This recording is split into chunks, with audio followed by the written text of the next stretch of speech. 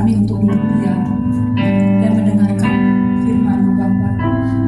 Mari Roh Kudus tuntun kami, terjemahkan kami firman-Mu Bapa,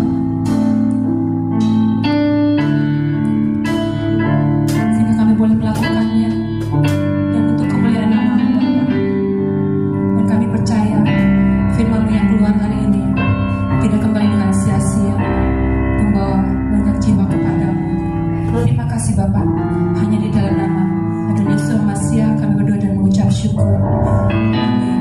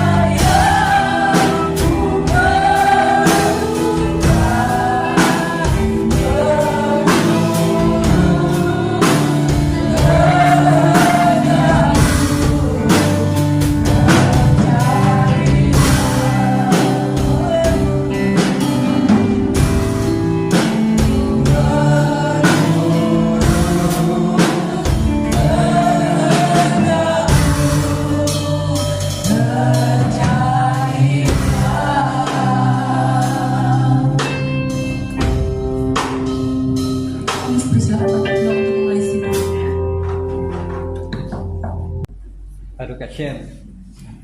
Ya.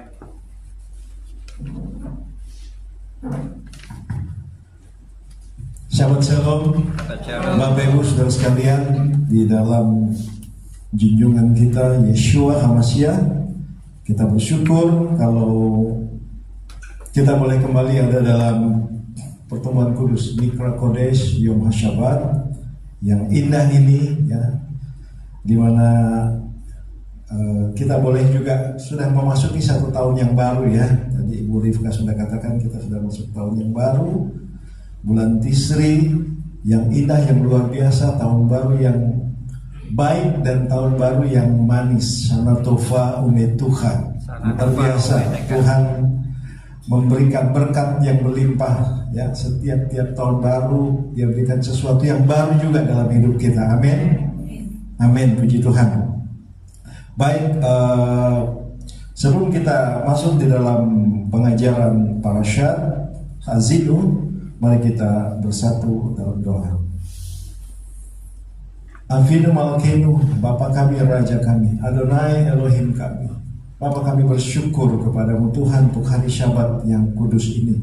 Tuhan berikan sebagai perjanjian kekal bagi Israel dan bagi kami sebagai zaitun liar yang Tuhan tempelkan, yang Tuhan lekatkan dengan akar sejati, zaitun sejati, ya Tuhan Israel, sehingga kami boleh ada, ya Tuhan, bersama-sama dengan rumah Israel untuk belajar Torah dan belajar perintah-perintah Tuhan di dalam hidup kami. Terima kasih Bapak untuk momen dan saat yang indah ini.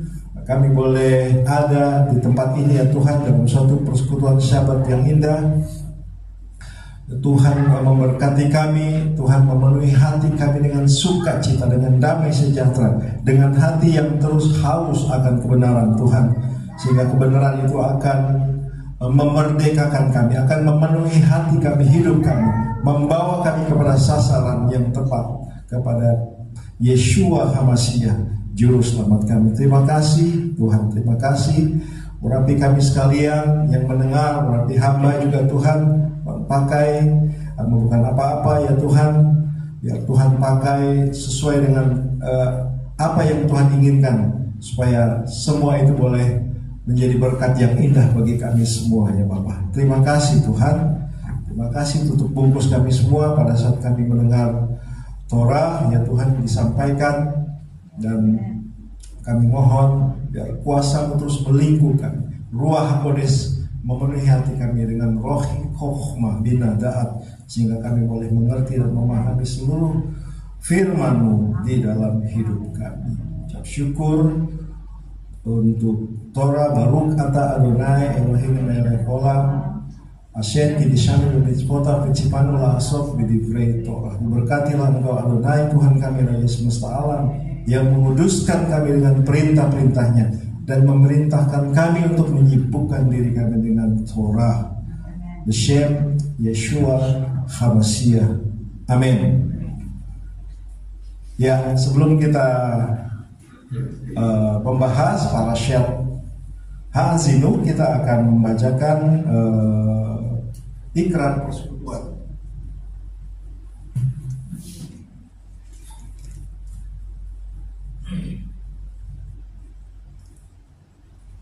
Baik. Saya ajak Bapak Ibu sekalian untuk bangkit berdiri. Kita akan mengucapkannya ini sebagai satu ikrar di dalam hati kita, di dalam persekutuan kita yang indah ini. Aku bersekutu. Sama-sama dengan sukacita aku bersekutu dengan junjungan Yeshua HaMashiach, yang adalah jalan, kebenaran, dan kehidupan, sumber keselamatan kekal. Seperti carang yang melekat pada pokok anggur, demikian aku tinggal dalam kasih-Nya dengan melakukan segala perintah-Nya. Aku ada seperti yang dikatakannya, aku ada. Aku akan jadi seperti yang dikatakannya, aku akan jadi. Kehidupan yang berbuah lebat bagi kemuliaan-Nya. Firman Tuhan itu pelita bagi kakiku dan terang bagi jalanku. Ia tidak akan kembali dengan sia-sia. Ia akan berhasil dalam perintah-Nya. Langit dan bumi akan lenyap, tetapi janji Tuhan kekal selamanya. Haleluya, amin. Ya, silakan duduk. Terima kasih. Kita di hari-hari ini melihat satu keadaan yang sangat gawat sebetulnya ya, yang terjadi bukan di Asia, Eropa, tapi di Middle East, di Timur Tengah. Dan kita melihat bahwa Israel sudah masuk dalam peperangan yang intens ya saat ini di Timur Tengah ya.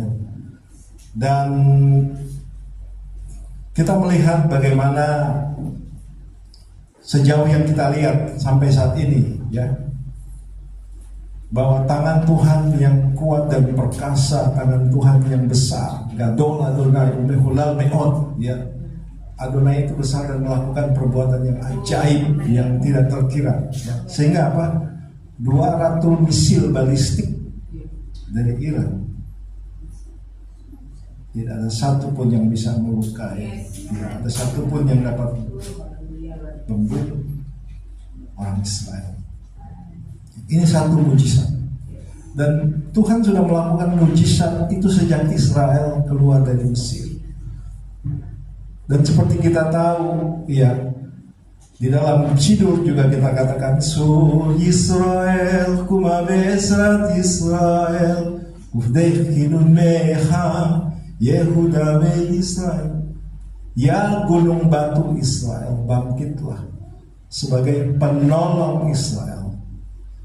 Dan apa? Dan penuhilah janji untuk menebus kembali Yehuda dan Israel. Itu sebelum kita masuk dalam Tefillah Amidah, kita selalu mengucapkan seluruh orang Yahudi ya, setiap hari, setiap Syabat menaikkan doa ini ya, bahwa mereka yakin dan percaya bahwa Adonai Eloheinu, Adonai Echad itu adalah gunung batu yang kekal.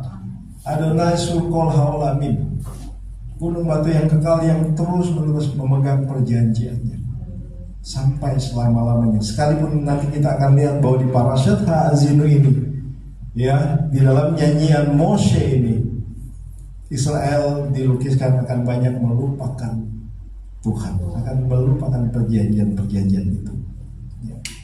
Tetapi namanya Hashem Adonai sudah berjanji kepada leluhur mereka, kepada Abraham, Ishak dan Yakov, dia akan tetap memimpin dan menuntun Israel ya, dia tetap menghukum ya, sebab kita lihat bahwa Tuhan itu mempunyai 13 atribut ya, pengampunan ya. 13 atribut pengampunan. Kita kan saat ini memasuki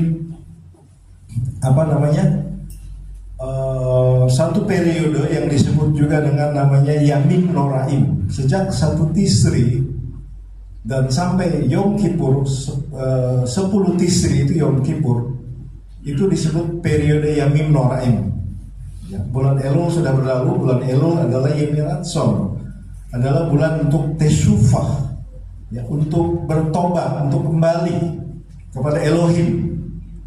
Dan Tuhan Adonai Elohim masih memberikan kesempatan selama 10 hari, mulai dari Rosh Hashanah, mulai dari Yom Teruah sampai Yom Kippur. Supaya apa, Bapak Ibu Saudara sekalian?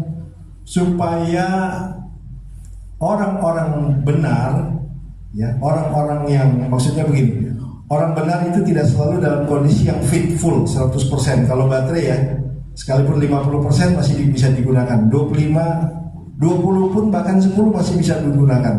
Tetapi Tuhan menghendaki supaya kita 100% ya. Jadi orang benar pun seperti itu ya, sadik. Jadi Teshuvah bukan hanya untuk resyaim, bukan untuk orang fasik, tetapi untuk orang sadikim pun memerlukan Teshuvah, memerlukan pertobatan, memerlukan refresh ya, memerlukan sesuatu yang dibaharui kembali. Makanya ada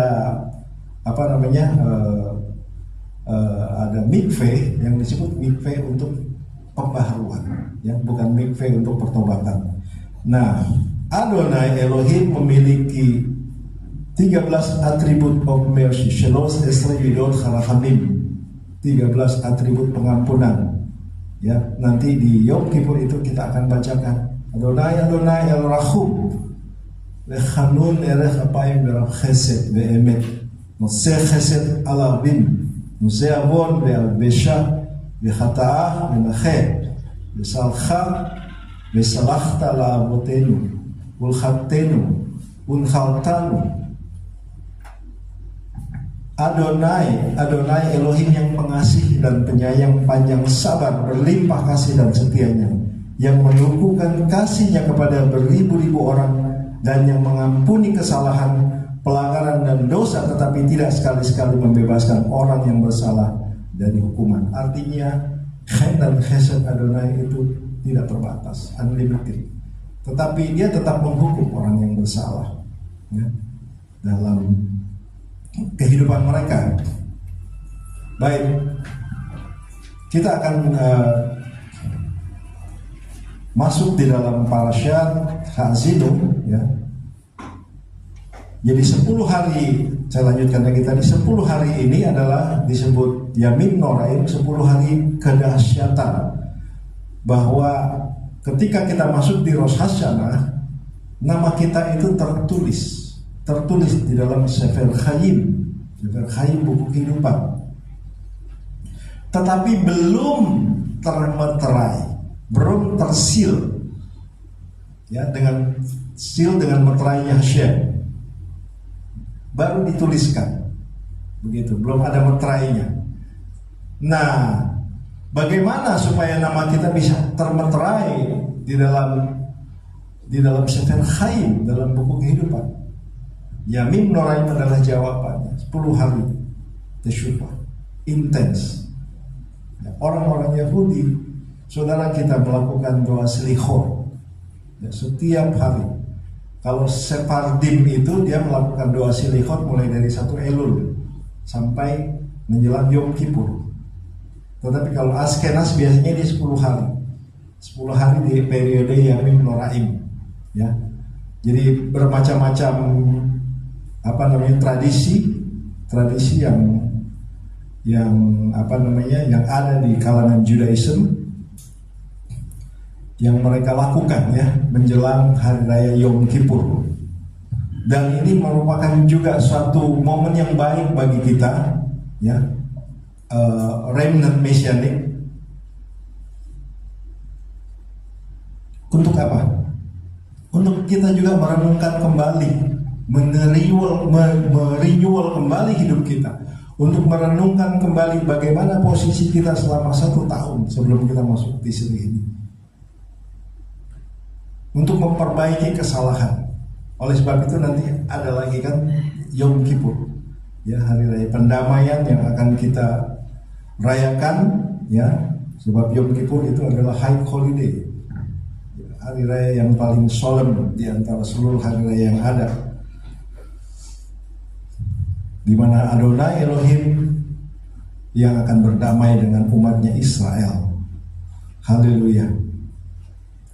Mudah-mudahan kita akan terus menjaga hati kita terus memelihara hidup kita, sehingga nama kita bukan saja tertulis dalam Sefer Chaim, tetapi termeterai dalam buku kehidupan anak domba. Amin. Haleluya. Oke, kita akan coba lihat parashat Ha'azinu dalam Ulangan 32. Di Sabat yang lalu itu kita melihat parashat Vayelech, ya. Vayelech, di mana di situ kita melihat bahwa Moshe Rabenu, Moshe guru kita, biarlah dia ada dalam kedamaian, memilih Yehosua sebagai penggantinya, ya, memilih Yosua, ya. Yosua itu nama panjangnya Yehosua. Tadinya namanya adalah Hosea, tetapi kemudian Elohim Shem memerintahkan Mose menambahkan satu lagi huruf Yud di depan nama Hosea, sehingga namanya menjadi Yehosua, yang artinya adalah apa, saudara? Keselamatan, salvation, ya. Jadi bentuk pendek dari Yehosua itu Yeshua Hamasiah. Ya, Yosua ini adalah seorang prajurit, ya. Pertama, Yosua adalah seorang prajurit. Kedua, Yehosua juga adalah seorang pelayan. Yang ketiga, Yehosua adalah orang yang memiliki roh, memiliki neshama. Keempat, Yehosua adalah gambaran dari juru selamat, gambaran dari Mosiah. Jadi ada 4 hal yang mirip sekali dengan gambaran Yeshua dari Yehosua. Namanya pun sama ya. Yehosua adalah kepanjangan dan kependekannya adalah Yeshua. Yeshua Adonenu, junjungan kita, juru selamat kita. Yosua adalah seorang jenderal yang dipilih Mose untuk apa? Berperang melawan Amalek. Ini kita kilas balik dulu ke Parashat Vayelech ya, yang terakhir untuk untuk melihat ya, sambungannya nanti begitu. Dia juga adalah seorang pelayan, ya, dia melayani Mose. Dia bukan hanya prajurit tapi juga pelayan Mose. Bukan budak ya, bukan budak tapi dia pelayan, orang yang memberi dirinya untuk memenuhi keperluan khususnya Mose saat itu sebagai gurunya. Yosua memberikan dirinya untuk memenuhi keperluan Mose, dan ini sangat memerlukan kerendahan hati yang luar biasa. Jadi sama seperti Mose pemimpinnya rendah hati, demikian juga Yosua, sehingga dia disebut juga dengan pelayan, abdi. Kemudian Yehosua juga memiliki roh ya. Di samping sebagai prajurit, juga pelayan Mose, abdi Mose, Yosua adalah orang-orang yang sangat penuh dengan roh. Jadi kalau kita melihat ada orang katakan perjanjian lama itu tidak ada Roh Kudus, hanya perjanjian baru yang ada Roh Kudus, itu salah besar, saudara. Salah besar. Ya, Roh Kudus ini tercurah luar biasa ketika di Sinai, ya, ketika Torah turun, dan di sana ada Masyiah, ada di sana, ada call out itu suara-suara, itu adalah Masyiah ada di sana sebagai saksi. Untuk apa? Untuk memberikan Torah kepada Mose. Dia adalah seorang yang penuh dengan roh. Dan yang keempat, Yosua adalah gambaran dari juru selamat, ya, dari Mosiah, dari Yeshua. Sebelum Mesias datang, Yosua memenuhi gambaran itu. Bapa memberikan gambaran juru selamat dalam kehidupan Yosua. Dalam Yosua terkandung kebenaran yang tersembunyi, dan di dalam Yeshua kebenaran itu disingkapkan. Ya, ini adalah bagian dari Parashat Vayelech. Juga di situ Mose memberikan di dalam Ulangan pasal 31 ayat 14 ya, di bagian akhir dari Parashat Vayelech dikatakan di sini, kemudian berfirmanlah Adonai kepada Mose, sesungguhnya sudah dekat waktunya bahwa engkau akan mati, maka panggillah Yosua dan berdirilah bersama-sama dengan dia dalam kemah pertemuan, supaya aku memberi perintah kepadanya. Lalu pergilah Mose dan Yosua berdiri di dalam kemah pertemuan, dan Adonai menampakkan diri di kemah itu dalam tiang awan, dan tiang awan itu berdiri pada pintu kemah. Adonai berfirman kepada Mose, ketahuilah engkau akan mendapat perhentian bersama-sama dengan nenek moyangmu, dan bangsa ini akan bangkit dan berzina dengan mengikuti ilah asing yang ada di negeri kemana mereka akan masuk. Mereka akan meninggalkan aku dan mengingkari perjanjianku yang kuikat dengan mereka. Ya, ini sudah diberitahukan sebelumnya bahwa Bani Israel adalah satu bangsa yang tegar tengkuk, ya, keras kepala, ya. Sesaat saja mereka mendengar, tetapi sesaat saja mereka bisa berubah. Ya. Sesaat saja mereka boleh menerima Torah di Sinai dengan berkata, Na'aseh v'nishma, kami mau melakukan, kami mendengar. Tetapi sesaat saja kemudian apa yang terjadi, Bapak Ibu? Mereka membuat patung anak lembu emas dan menista nama kudus, sehingga Hashem harus bertindak tegas dan kaum Lewi bangkit. dan melakukan apa? Kidus Hashem, memulihkan kekudusan nama Hashem, sehingga 3.000 orang harus mati karena pemberontakan.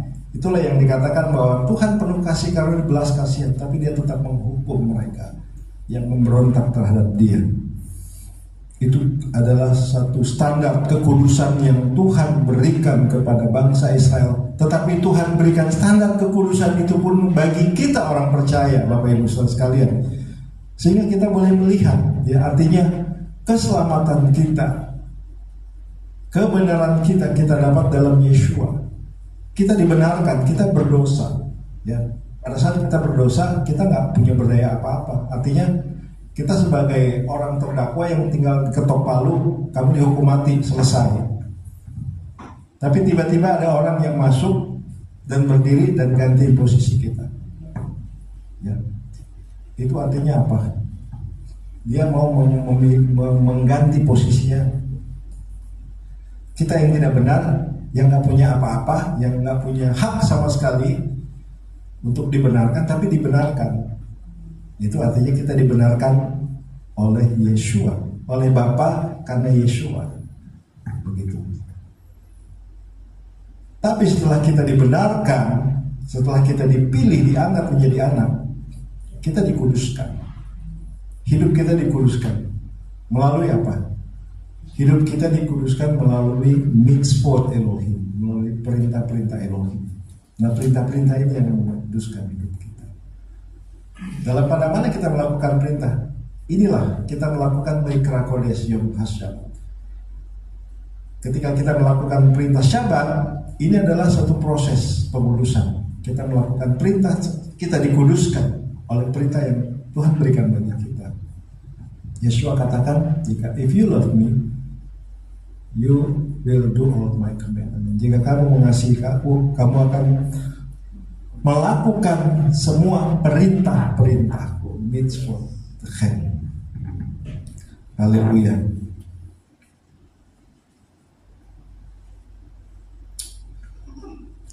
Jadi di dalam Yesaya 12 ayat 2 dan 3 dikatakan Hine el Yeshua tiesta belo evchat. Ini waktu kita Hafdalah, ya, Hafdalah ini kita nyanyikan. Hine el Yeshua tiefta, Hine el Yeshua tiefta, belo evchat.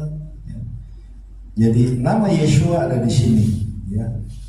Dikatakan sungguh El itu keselamatanku. Ini bicara tentang Yosua tadi. Aku percaya dengan tidak gemetar, sebab ya Adonai itu adalah kekuatanku dan mazmurku. Jadi sama seperti Yehosua juga merupakan pemenuhan, penggenapan dari Yosua menjadi Yeshua, Ben Elohim Chaim, anak Bapa yang hidup. Haleluya, puji Tuhan. Oke, kita akan lihat parashat Ha'azinu, berilah telinga, artinya, ya, pasanglah telinga. Give your ear, pasanglah telinga. Sebab apa? Sebab Mose akan mengajarkan satu nyanyian, ya, nyanyian. Jadi Ha'azinu itu dari kata ozen, azan, ozen, dengar, ya. Mungkin kalau orang sebelah itu kita azan hampir sama, karena Semitic language-nya itu ada kesamaan, ya. Jadi ozen itu artinya telinga, your ear. Dengarlah, pasanglah telinga dan dengarlah. Sebab apa? Sebab Moshe Rabbeinu akan mengajarkan satu nyanyian yang harus Bani Israel ingat sampai selama-lamanya, bahkan sampai hari ini. Ya, saya lagi search juga ya tentang Ha'azinu ini. Satu nyanyian Ha'azinu supaya pada saat Ha'azinu kita bisa chanting Ha'azinu tadi sudah dibaca oleh Pak itu ya. Tapi mungkin ke depan kita bisa melakukan chanting, ya, kita bisa lantunkan semua kata-kata yang tertulis di dalam Torah, khususnya parashat Ha'azinu. Dalam nyanyian, Mose membeberkan kisah perjalanan Israel selama 40 tahun, ya. Dan bagaimana dalam pelayanan yang berat itu juga Elohim selalu memenuhi keperluan mereka. Tuhan memprovide, mana selalu diberikan. Tidak pernah satu hari pun Hashem tidak memberikan mana, selalu ada. Dan tiap hari ke-6 Hashem berikan double blessing. Untuk apa? Untuk memprovide keperluan mereka pada hari Syabat. Mose menjelaskan bagaimana Elohim yang Echad, yang Esa itu memenuhi keperluan umatnya dengan berbagai macam kiasan, dengan berbagai macam perumpamaan.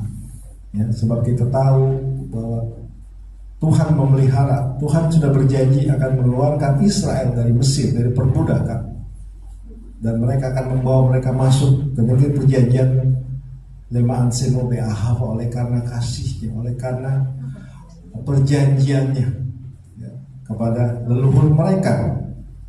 Jadi nyanyian Moshe, syirat Moshe itu syarat dengan kiasan tentang Elohim. Ya, banyak kiasan tentang Elohim.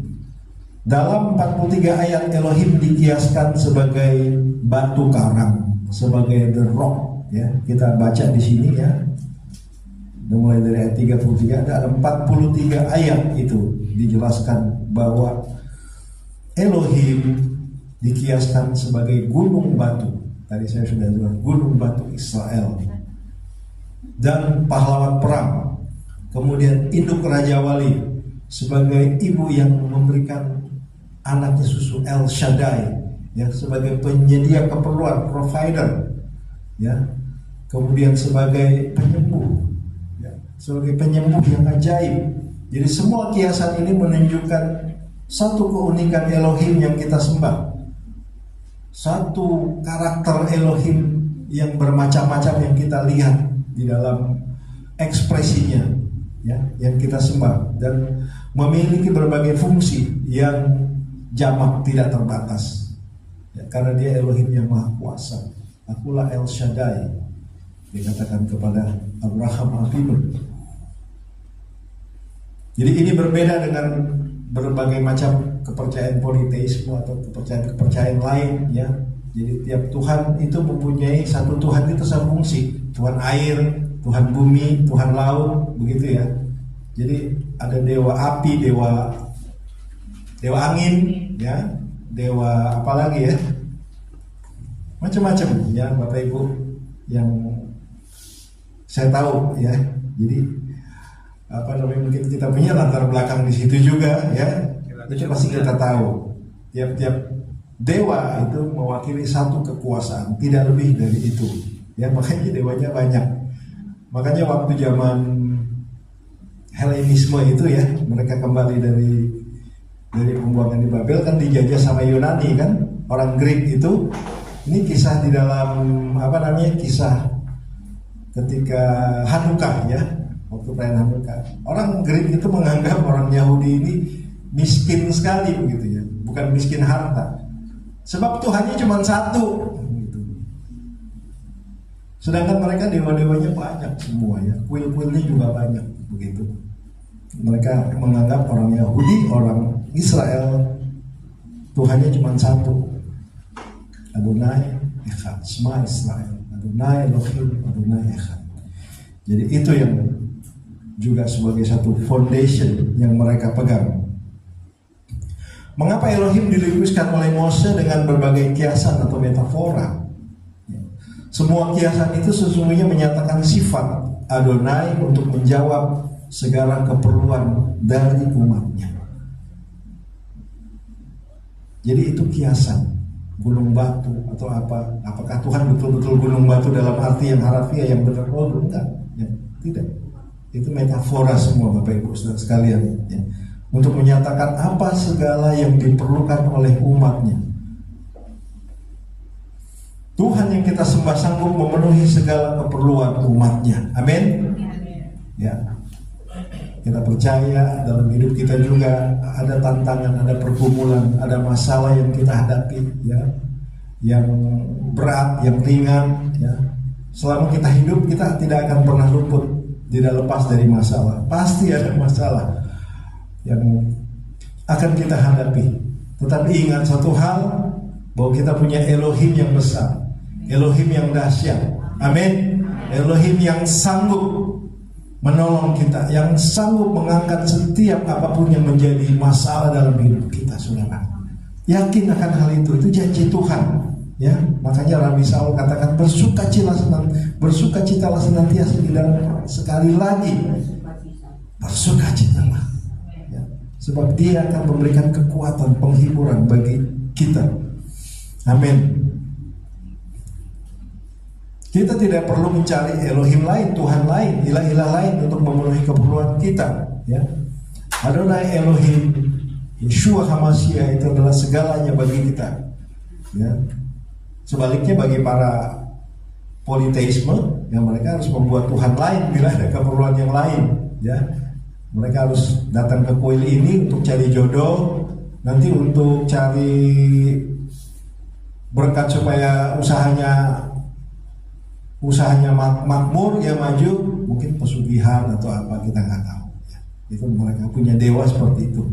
Ya, atau dewa lain lagi ya. Kita lihat bangsa-bangsa yang tidak mengenal Elohimnya seperti itu. Tetapi kita yang mengenal Elohim yang hidup melalui Yeshua HaMashiach, anaknya yang tunggal, hanya kepada Dia, hanya di dalam Dia kita menaruh seluruh pengharapan, iman kita, emunah kita, bitachon kita. Ya, kita meletakkan, ya, bitachon itu iman yang diletakkan, artinya percaya. Emunah itu iman. Oh, saya percaya ada Tuhan Maha Besar itu. Tapi kita harus bisa lebih dari hanya sekedar emunah. Kita harus mendapatkan, kita harus mempunyai, itu namanya bitachon. Amin, saudara. Amen. Sebab kita percaya bahwa Tuhan akan memberkati kita, Tuhan akan memproteksi kita, memprovide segala apa yang kita butuhkan dalam hidup kita. Kiasan utama adalah Elohim sebagai gunung batu yang pekerjaannya sempurna karena segala jalannya adil. Elohim yang setia dengan tiada kecurangan, adil dan benar Dia. 6 kali kiasan gunung batu digunakan bagi Elohim dalam pasal ini. Ya. Ayat 4 ya, di pasal 32 ya, ayat 13, 15, 18, 37. Itu semua kiasan gunung batu. Jadi ini termasuk yang paling banyak, ya, makanya dia ada di dalam Sidur selalu. Jadi kiasan batu merujuk pada satu sifat Elohim yang adalah tempat bergantung, tempat bersandar, ya, bergantung, bersandar. Dia juga adalah menara juga, ya, gunung batu juga, tapi dia menara juga, tidak ada kesalahan, dan fondasi ketulusan dan keadilan, juga sebagai sumber kekuatan, koah, tempat perlindungan, dan tempat kita untuk pertolongan kita adalah dari Tuhan. Amin, saudara. Jadi Tuhan dapat dipercaya, tetapi Israel tidak. Sebab apa? Sebab di nyanyian Mose ini banyak hal-hal yang disingkapkan oleh Mose. Nanti ketika kamu masuk ke negeri itu, ya, kamu akan melupakan Elohim. Kamu akan berzina dengan Elohim lain, menyembah Elohim lain, dan melupakan setiap perintahku, Torahku. Jadi bayangin, sebelum bangsa ini masih belum masuk tanah Kanaan, tetapi Mose sudah menyanyikan nyanyian Ha'azilu, ya, dan di dalam nyanyian itu ada berkat-berkat. Tetapi juga ada hal-hal yang akan terjadi bagi Israel di kemudian hari ketika mereka ada di tanah perjanjian, ketika mereka mewarisi tanah perjanjian itu. Namun perlu dicatat, walaupun sebagai gunung batu, perlindungannya bukan tanpa syarat. Ya, ketika umatnya menyimpang, mereka harus menanggung akibatnya sendiri. Yaitu tadi, ya, bahwa Tuhan akan tetap menghukum mereka yang bersalah karena Israel melalaikan gunung batu yang memperanakannya, Elohim yang melahirkannya. Ya, di dalam pasal 32 ayat 18-19, karena itu Adonai akan menimbun, memberikan malapetaka ke atas mereka semua. Jadi tidak main-main juga, artinya hal yang dilakukan oleh Bani Israel, sesuatu yang menentang sesuatu yang membelakangi Adonai Elohim, mereka akan tanggung, mereka akan menerima akibatnya. Tangan Tuhan pun akan memerangi mereka. Tuhan akan memberikan malapetaka. Selalu kan begitu. Kita lihat di parasha apa itu yang lalu ya, ayat kanan apa ya? Itu ada berkat dan kutuk. Re'eh ya, re'eh kalau tidak salah. Re'eh itu bicara tentang berkat dan kutuk. Pilihlah sekarang. Karena berkat dan kutuk itu berjalan paralel di atas kepala kita, di atas hidup kita. Ketika kita mentaati Torah, kita mengasihi Tuhan, maka kita ada di bawah berkat itu. Tapi ketika kita keluar dari itu, maka kita ada di bawah kutuk. Itu yang Rabi Saul katakan, kamu hidup di bawah kutuk. Bukan Torahnya yang kutuk ya. Tetapi Torah yang menunjuk kutuk ketika kita tidak taat kepada Torah Adonai. Ketika kita melalaikan semua perintah-perintahnya, mitzvot Elohim dalam hidup kita. Kita ada di atas, di bawah kutuk itu sendiri ya, dalam Galatia itu kalau tidak salah. Jadi kita lihat di sini, ketika umat Israel menyimpang, maka gunung batu yang melindungi mereka itu berubah menjadi lawan mereka, ya, menjadi setru mereka, menjadi sesuatu yang akan menentang mereka. Ketika umat Israel mencari perlindungan pada gunung batu yang lain, maka gunung batu yang sejati, gunung batu Israel yang benar akan menjadi hakim atas mereka, akan menghakimi mereka. Jadi ini satu konsekuensi yang harus dihadapi oleh orang Israel, yes, di hari-hari akhir. Karena ini parasyatnya adalah parasyat yang ke-53. Setelah itu parasyat berikutnya adalah Besot Habracha. Ya, ada 54 parasyat dalam siklus 1 tahun. Kami selalu di Bethel Sinagog itu membaca Sefer Torah ya. Saya rindu juga satu saat kita punya Sefer Torah di tempat ini, amin Bapak Ibu, dan kita bisa baca Torah secara properly ya. Nanti kita belajar bersama-sama. Saya percaya kalau itu menjadi satu kerinduan yang kuat, pasti akan Tuhan berikan, pasti. Kami pun tidak menyangka ya bahwa kami boleh dapatkan Sefer Torah yang dari Yerusalem, Sefer Torah yang sangat historis, Sefer Torah yang ditulis pada tahun 67 pada saat setelah perang 6 hari ya. Jadi itu dahsyat sekali, luar biasa. Luar biasa Tuhan berikan melalui Rabbeinu Safira. Demikian juga ketika Israel lemah dan tidak berdaya di padang gurun, di tengah ketandusan dan auman padang belantara. Ya, ini ada di sini. Ya, didapatinya dia di satu negeri di padang gurun, ayat 10, di tengah-tengah ketandusan dan auman padang belantara. Adonai menjadi pahlawan bagi mereka. Dikelilinginya dia dan diawasinya, dijaganya sebagai biji matanya. Ya. Jadi hati-hati, ya, hati-hati nih bangsa-bangsa nih yang mau mencoba memerangi Israel. Jangan coba-coba menyenggol atau mencelaki biji mata Tuhan. Sebab ini yang Tuhan tulis sebagai biji matanya, the apple eye of the Lord, apple eye of God. Kita nggak, artinya begini Bapak Ibu, bukan dengan metafora seperti ini terus kita mengagungkan Israel seperti tidak. Ya, mereka sama manusia dengan kita. Bedanya apa? Bedanya mereka dipanggil lebih dulu sebagai satu umat perjanjian. Ya, jadi jangan ada mental seperti Jew wannabe ya. Oh saya mau jadi seperti orang Yahudi nanti pakai. No, tidak. Mesianik tidak mengajarkan itu. Ya, kita tidak seperti itu. Kita adalah bangsa-bangsa remnant yang ditempelkan, yang menjadi satu, yang dilekatkan. Kita tidak menjadi automatically kita menjadi Yahudi, tidak. Ya, secara DNA dan secara apa kita tetap bangsa-bangsa. Ya, yang juga mempunyai suku-suku, begitu ya. Bersukacita dan berbanggalah dengan status kita saat ini ya. Rasul juga katakan Kamu dipanggil menurut keadaanmu.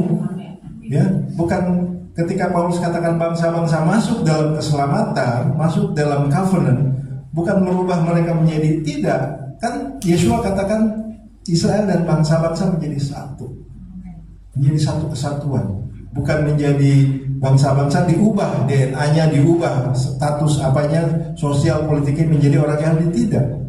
Kalau seperti itu namanya proselyt. Dan itu tidak. Kita tidak melakukan itu. Kita menolak hal-hal seperti itu. Ya, kita tidak membuat proselyt. Kita tetap bersuka cita sebagai bangsa Indonesia, ya, yang juga taat kepada Torah, kados, ya. Kita bangga dan kita memiliki Yeshua. Kita memiliki kesaksian Mesias Yeshua. Kita juga harus menjadi saksi bagi orang Yahudi juga yang belum percaya Yeshua. Sekalipun kita keselamatan itu, sebab keselamatan itu dari Sion. Yeshua katakan salvation comes from the Jew. Keselamatan datang dari bangsa Yahudi. Itu harus diakui. Keselamatan datang dari bangsa Yahudi. Itu bukan berdiri sendiri. Itu mengacu kepada kitab nabi-nabi yang mengatakan dari Sion akan datang keselamatan.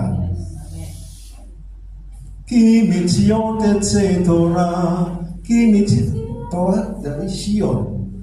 Pengajaran kita dari Yerusalem, dari para rasul, Talmidim Yeshua. Itu yang harus kita pegang, ya Bapak Ibu. Nanti coba satu ketika kita bahas, ya, karena memang beberapa waktu yang lalu gitu ya, ada orang-orang yang jadi ingin menjadi Yahudi begitu ya. Jadi itu that's wrong way, itu salah kaprah, salah persepsi, salah bukan. Kita tetap sebagai bangsa-bangsa di dalam iman, ya kan, kita dibenarkan karena iman. Emunah kita karena iman kepada Yeshua. Kamu disebut anak-anak Abraham karena iman. Sedangkan kalau seseorang ingin menjadi Yahudi itu tidak bisa. Dia harus jadi Bani Noah. Ya. Nanti kita akan bahas ini karena ini panjang sekali nanti ya Bapak Ibu. Kita coba masuk di dalam Parashat Ha'azinu dulu, ya. Jadi dijaganya dia sebagai biji matanya, ya. Bahkan Tuhan melatih umatnya untuk menjadi kuat bagaikan induk raja wali yang menggoyang sarang, menjatuhkan anaknya dan terbang menjaga mereka di atas sayapnya. Ya, ini bagaimana Tuhan melatih umatnya untuk bisa tetap bertahan, ya, untuk bisa tetap survive, ya. Sebab mereka harus melawan siapa? Mereka harus melawan 7 bangsa yang ada di tanah Kanaan. Waktu mereka masuk tanah Kanaan tidak masuk udah kosong tanahnya tinggal digarap, tidak. Mereka masuk, mereka harus perang lagi dengan bangsa-bangsa Kanaan. Ada 7 bangsa kalau tidak salah. Tetapi Tuhan katakan tumpas mereka, ya. Karena aku telah memberikan negeri itu dengan janji kepada leluhurmu dan kamu bisa mewarisi negeri itu, ya. Tapi tidak mudah, ya. Sehingga Tuhan melatih umatnya bagaikan induk raja wali penggoyang sarang. Tuhan juga melatih Israel, juga Yosua untuk memimpin mereka merebut tanah itu dan mendudukinya, ya. Sebab tanah itu Tuhan sudah berikan kepada mereka. Tetapi ketika Israel meninggalkan Elohim dan memandang rendah gunung batu keselamatannya dan serta membangkitkan cemburunya, maka membangkitkan cemburu dengan yang bukan Elohim, ya, dengan ilah lain, maka Adonai akan membangkitkan bangsa lain yang bukan umatnya untuk apa? Untuk menghukum mereka. Jadi kita lihat juga bagaimana Israel ditaklukkan, di-conquer, bagaimana bait suci 2 kali dihancurkan, ya, bait suci Salomo dihancurkan dan bait suci Herodes. Bait suci kedua yang dipugar oleh Herodes, ya, zaman Yeshua, ya, Yeshua hidup. Yeshua melihat bait suci, ya, Yeshua juga melakukan semua ritual-ritual yang ada di bait suci.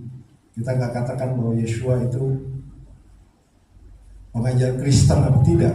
Dia adalah Rabi Yahudi yang hidup di abad pertama. Yeshua HaMashiach adalah Rabi Yahudi. Dan apa yang dilakukan oleh Rabi?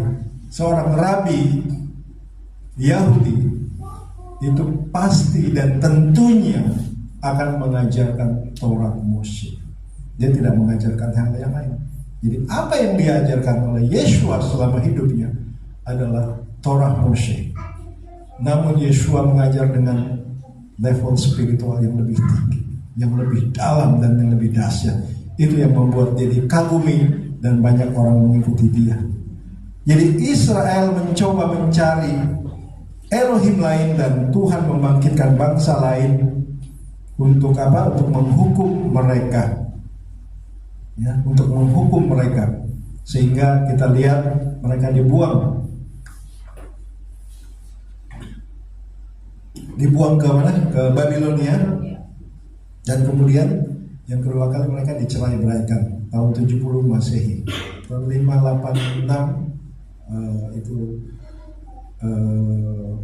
penghancuran bait suci oleh Nebukadnezar, dan kemudian yang mereka melupakan Elohim ya dalam Ha'azinu ini, dalam kisah nyanyian Mose Ha'azinu ini.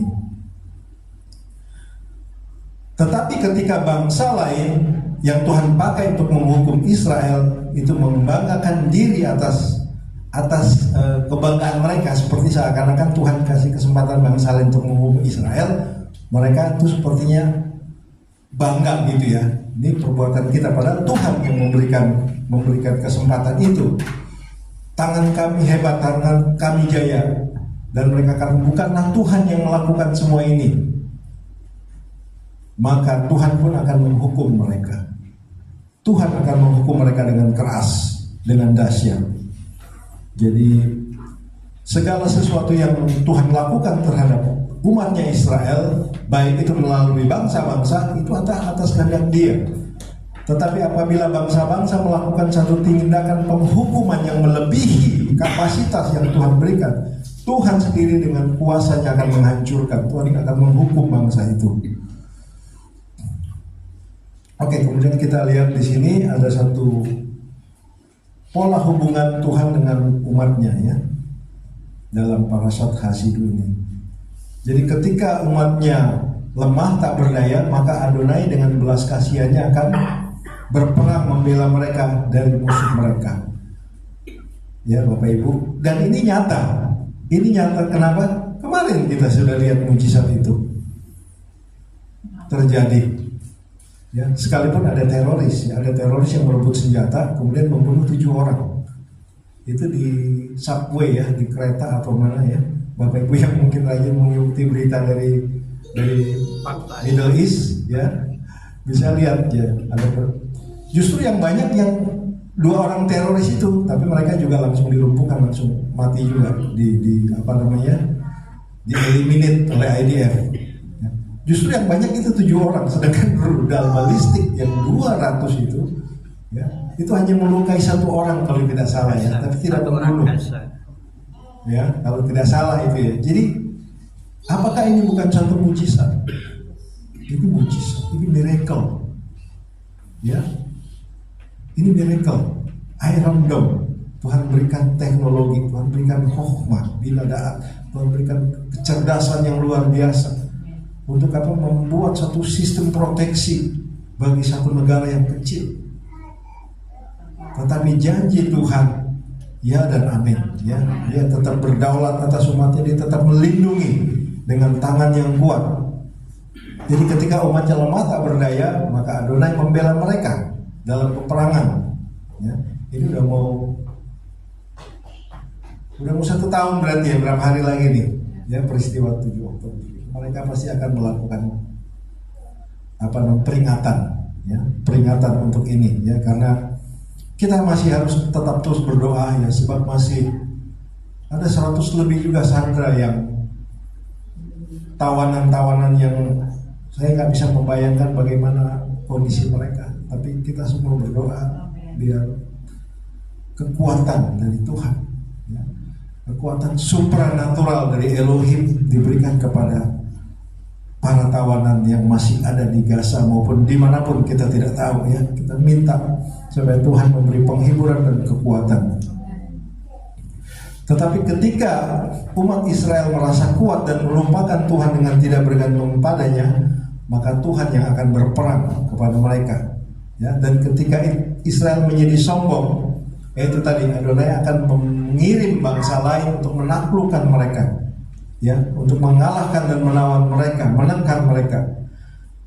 Dan namun ketika bangsa lain juga sombong, ya Tuhan akan menghukum bangsa itu juga, ya, artinya melebihi kapasitas yang Tuhan berikan untuk menghukum Israel. Jadi kita bisa lihat akibat dari penyimpangan Israel menyebar kepada bangsa-bangsa lain. Jadi pertobatan Israel akan menjadi berkat bagi bangsa-bangsa lain. Ya, kita selalu berpatokan pada Roma pasal 11. Ya, kepenuhan bangsa-bangsa Melo Hagoyim. Jadi ketegar tengkukan bangsa Israel itu menjadi berkat bagi bangsa-bangsa lain, sehingga bangsa lain bisa memberikan keselamatan. Apalagi ketaatan Israel pasti akan lebih memberikan berkat bagi seluruh bangsa-bangsa. Amin, saudara. Ya, jadi kita yakin dan percaya, ya, ini semua nyanyian Moshe ini luar biasa, ya, memberikan satu peringatan bagi kita, memberikan satu memberikan satu pernyataan bahwa Tuhan adalah gunung batu, bahwa Dia adalah pelindung, bahwa Dia adalah penolong yang setia, bahwa Dia tetap ada, ya, Dia menjadi Tuhan yang memelihara umatnya dengan sempurna, ya. Sekalipun umatnya seringkali memberontak terhadap Dia, tetapi Tuhan tetap mengasihi Israel dengan kasih yang kekal. Jadi Elohim itu adalah Bapa. Dalam Ulangan 14 ayat 1, Elohim itulah Bapa. Sementara dalam Ulangan 32 ayat 2 dikatakan Elohim melahirkan engkau yang mengesankan seperti seakan-akan ada kiasan ibu. Diangkat, diambil, dan kemudian di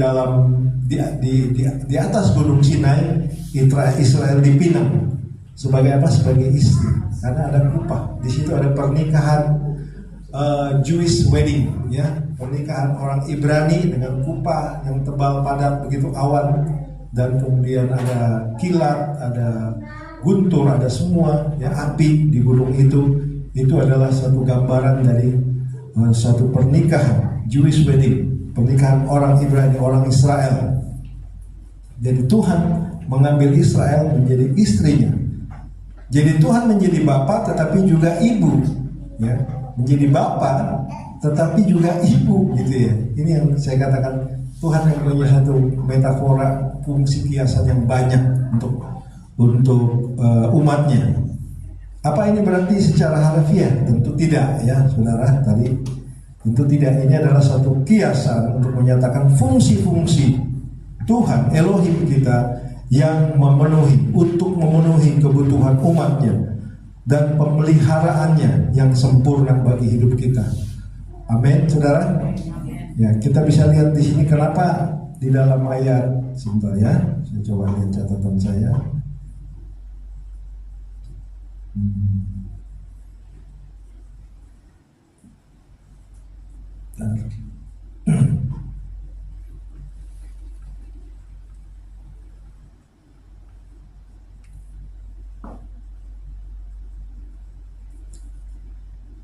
Jadi harus diperhatikan juga di sini bahwa nyanyian Moshe itu mula-mula muncul di dalam Keluaran 15. Di dalam Keluaran 15 itu ada nyanyian Moshe juga, nyanyian Musa. Dan kali keduanya ini adalah Hazinu ini, Ulangan 32. Jadi kedua-dua teks ini adalah nyanyian Moshe, dan kedua-duanya juga sebagai suatu kesaksian, ya, confirm sebagai suatu kesaksian kepada Israel yang berkaitan dengan hukum Tuhan dan segala perbuatannya, ya, segala perbuatan yang dilakukan untuk umatnya. Ini nyanyian Moshe. Di mana lagi kita melihat ada nyanyian Moshe? Di sini dikatakan, haruskah nyanyian Moshe diajarkan kepada Israel? Ya, pasti harus. Ya, karena itu di dalam tadi yang kita baca, ya, dengarlah, berilah telinga, ha'azinu. Artinya Moshe akan mengajarkan suatu nyanyian yang harus terus diingat oleh bangsa Israel bahkan sampai saat ini. Ya. Dan kita juga bisa melihat di dalam Wahyu pasal 15 itu ada nyanyian anak domba. Ya, coba kita itu sedikit lagi ya Bapak Ibu. Tolong peringatkan, kasih tanda saya kalau saya waktunya kelewatan supaya segera langsung dikat. Nah, kita lihat di sini. Nih ya. Hit Galut atau Wahyu pasal 15 ayat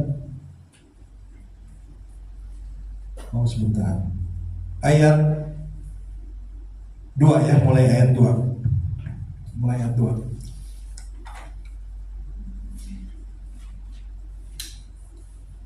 Dan aku melihat sesuatu bagaikan lautan kaca bercampur api, dan di tepi lautan kaca itu berdiri orang-orang yang telah mengalahkan binatang itu dan patung, dan bilangan namanya pada mereka ada kecapi Elohim, dan mereka menyanyikan nyanyian Moshe hamba Elohim dan nyanyian anak domba. Kita bisa lihat, jadi ini related dengan apa yang ada di dalam Devarim tadi ya, Devarim 15 dan Devarim 32 tentang parashat Ha'azinu, bahwa nanti at the end of time ya, pada hari-hari akhir, nyanyian Moshe dan nyanyian anak domba ini akan dinyanyikan oleh seluruh bangsa yang percaya. Orang-orang percaya akan menyanyikan nyanyian Musa dan nyanyian anak domba. Kita bisa melihat di sini ya. Kita bisa melihat di sini bahwa Moshe sebagai the first redeemer, sebagai penebus pertama, dan Mesias sebagai final redemption, sebagai penebus akhir, itu menyatu. Ya, menyatu. Karena apa? Moshe membawa Torah, Yeshua juga membawa Torah, tapi Yeshua memberikan keselamatan. Yeshua sebagai Mesias, penebus akhir, dia lebih besar dari Moshe.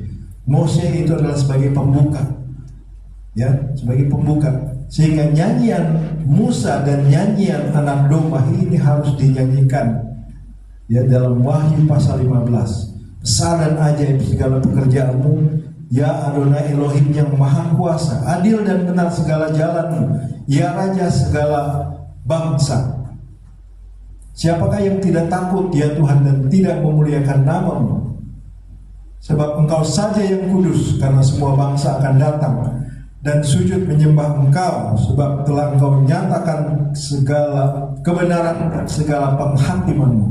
Ini related dengan apa yang tertulis, punya korelasi yang sangat kuat ya. Jadi ketika nyanyian Moshe Rabbeinu dinyanyikan juga bersama-sama dengan nyanyian anak domba, itu artinya apa saudara?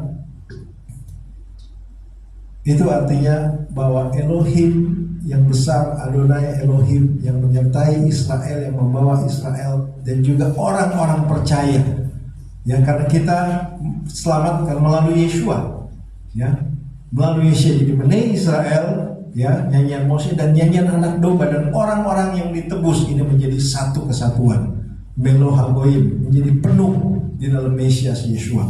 Itu artinya saudara ya, dua nyanyian Musa dan nyanyian anak domba dinyanyikan ketika nanti hari-hari akhir, ketika Mesias akan datang, itu akan dinyatakan. Dan juga setiap segala hari raya ya, kita lihat juga di dalam kitab Zakharia ya, Zakharia itu jelas ya, maka seluruh bangsa itu harus datang tiap tahun untuk merayakan hari raya Pondok Daun di Yerusalem untuk menghadap sang raja di Yerusalem. Itu artinya apa? Bahwa Moadim, bahwa perintah hari raya akan juga dilakukan oleh bangsa-bangsa ya. Kita lihat Sukkot ya, hari raya Pondok Daun. Nanti kita akan bahas ke situ ya saudara. Jadi letakkanlah di dalam mulut mereka supaya nyanyian ini menjadi saksi bagiku terhadap orang Israel ya, orang Israel dimanapun mereka berada, bahkan sampai saat ini. Begitu maksudnya.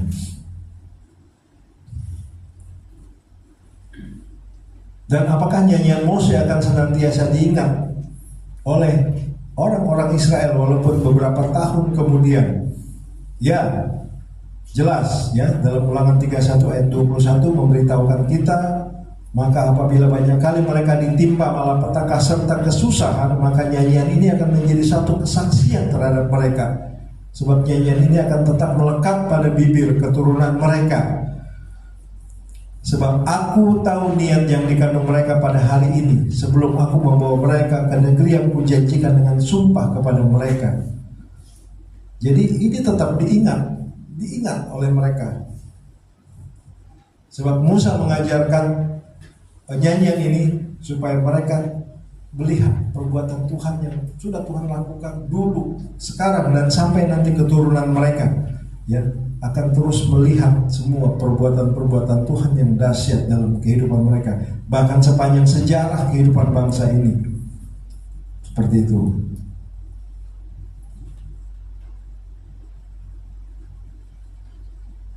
Jadi kenapa mereka belajar nyanyian Mose? Sebab Adonai berfirman bahwa tiada keturunan atau anak Israel yang harus melupakan nyanyian itu. Mereka harus tetap ingat Mose diperintahkan untuk menulis dan mengajar nyanyian itu kepada Israel sehingga mereka tidak lupa. Makanya dibentuk dalam bentuk diajarkan dalam bentuk nyanyian.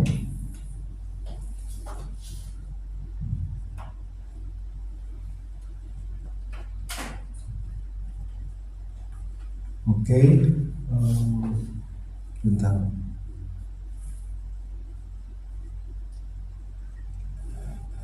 Nah, Wahyu 15 ayat 3 menyatakan orang-orang kudus menyanyikan nyanyian Mose dan nyanyian anak domba. Tadi saya sudah singgung ya di depan. Jadi orang-orang kudus ialah mereka yang ada dalam kebangkitan pertama, yang telah mentaati segala perintah Adonai dan mempunyai kesaksian Yeshua HaMashiach ya. Pada akhir setiap 7 tahun kita tahu bahwa Torah harus dibacakan ya, Ulangan 15 ayat 1 dan 2, juga di dalam Ulangan 31 ayat 9, oleh seluruh Israel akan berkumpul untuk membaca Torah dan menyanyikan nyanyian Mose ya. Untuk apa? Untuk belajar takut dan belajar menyembah Adonai Elohim Israel. Dan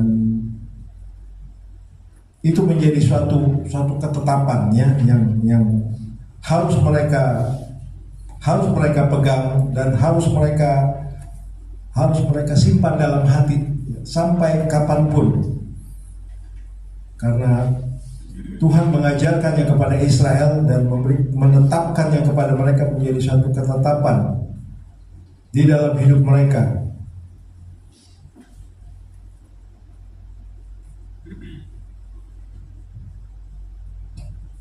Jadi Elohim itu adalah Bapa, dan Elohim juga sebagai ibu, Elohim sebagai gunung batu ya. Banyak sekali yang kita bisa lihat peran-peran Elohim bagi umatnya Israel.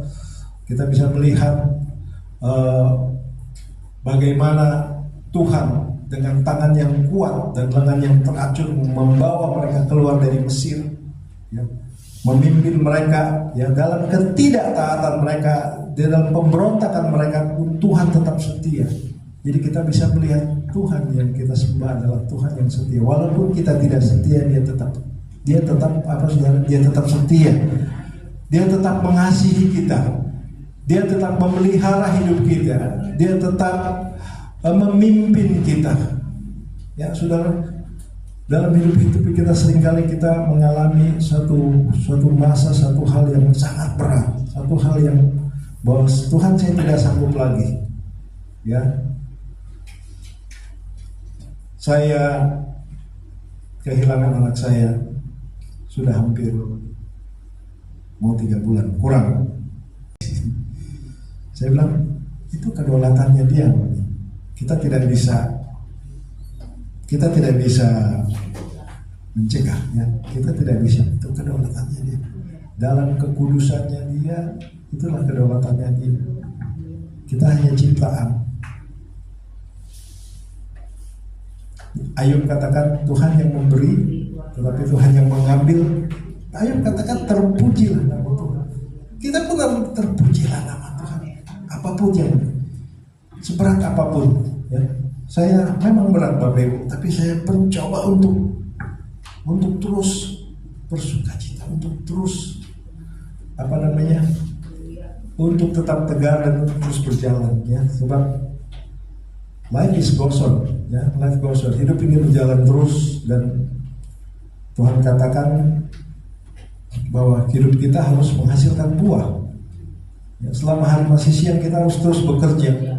Sebab pada saat nanti kita dipanggil, Tuhan akan tanya, apa buahmu, apa yang kamu kerjakan? Itu pasti, saudara. Ya, pada saat pengadilan Mesias, ya, kemarin Bapak Gembala mengajarkan juga, apa ya?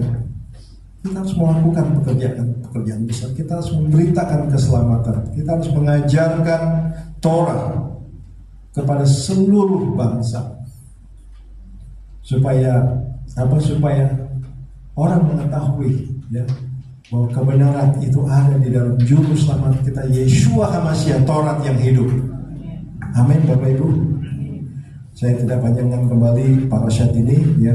Ini adalah satu gambaran bahwa kesimpulannya bahwa Musa mengajarkan nyanyian ini supaya terus diingat oleh Israel, dan supaya Israel menjadi suatu tolak ukur yang kuat bagi kita juga sebagai remnant dari bangsa-bangsa, sebagai satu bangsa-bangsa yang masuk di dalam perjanjian Abraham. Ya, kita mengingat bagaimana Tuhan juga memimpin umatnya, bagaimana Tuhan memelihara hidup umatnya, bagaimana Tuhan membawa umatnya yang tegar tengkuk, yang suka memberontak, tetapi dia tetap kasihi, ya, dia tetap menyatakan itu di dalam kehidupan umatnya. Begitu juga dengan kita sama. Sebetulnya apa yang terjadi dengan Israel, ya, juga sama dengan kita orang percaya Bapak Ibu. Kehidupan kita yang penuh dengan berbagai macam tantangan dan persoalan.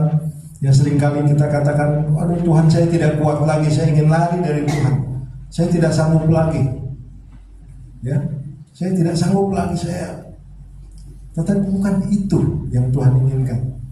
Tetap percaya kepada gunung batu itu, sebab melalui dia, sebab hanya Elohim yang sanggup mengangkat setiap persoalan hidup kita, yang sanggup menjawab, ya.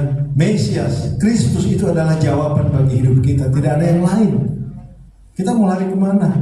Ya, ketika kita mencoba mau lari, Tuhan katakan, kemana engkau pergi, kemana engkau lari, aku ada di sana. Ya, aku ada di sana. Kamu lari ke ujung bumi, lari ke bulan, lari ke mana? Tuhan ada di sana, karena Dia memenuhi alam raya ini. Jadi itulah yang menjadi satu tugas kita, bahwa kita tetap percaya kepada gunung batu yang ajaib, yang besar dan luar biasa, yang sudah menebus kita dan membawa kehidupan kita masuk ke dalam suatu kehidupan yang berkemenangan. Amin, saudara. Kiranya Tuhan memberkati kita semua, biar firman yang disampaikan ini membawa kita untuk tetap lebih dekat kepada Tuhan, untuk terus tertanam di dalam perintah-perintahnya, di dalam firman-Nya, di dalam kasih-Nya, bertumbuh dengan pesat, ya, berakar dengan kuat dan berbuah-buah dalam hidup kita. Mari kita berdoa. Bapa, terima kasih Tuhan untuk pesan dari parashat Ha'azilum. Kami bersyukur ya Tuhan, bahwa kami mengenal Engkau sebagai gunung batu yang kekal, Adonai Sur Kol Ha'olamin, juga sebagai Bapa, juga sebagai Ibu yang memproteksi anak-anaknya, juga sebagai Elohim yang memenuhi setiap kebutuhan kami, juga setiap Elohim yang mengampuni kesalahan kami ketika kami melanggar seluruh perintah-Mu. Ketika kami Tuhan mencoba lari daripada Engkau ya Tuhan, Engkau ada di sana, Engkau membalut kami, Engkau menghibur kami, memberikan kami kekuatan Tuhan. Terima kasih Bapa untuk firman-Mu yang dahsyat dan ajaib.